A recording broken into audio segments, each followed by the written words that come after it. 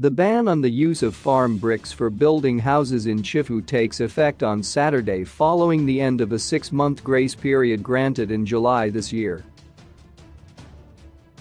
Chikamba Rural District Council (RDC) Chairperson Israel Dakinya said council was, with effect from January 1, 2022, not going to inspect any housing projects built with farm bricks. He told Ms. Bingo Mirror that the ban on farm bricks was to ensure construction of standard structures.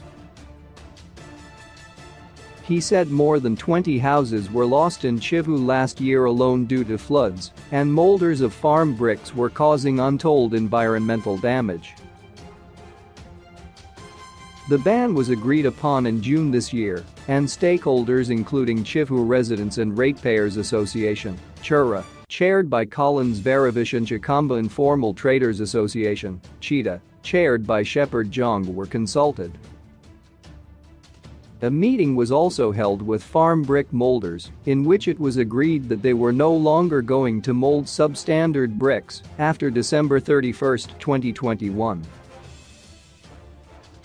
Chivhu Residents and Ratepayers Alliance, however, said that residents should also have been involved in such meetings. There is no turning back on the ban of farm bricks. We reached a resolution to ban farm bricks due to land degradation, substandard bricks that are causing problems during inspection, and poor quality bricks.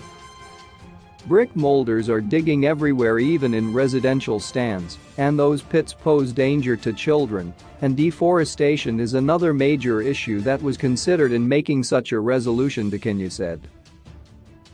Jong argued that residents were not ready for standard cement bricks.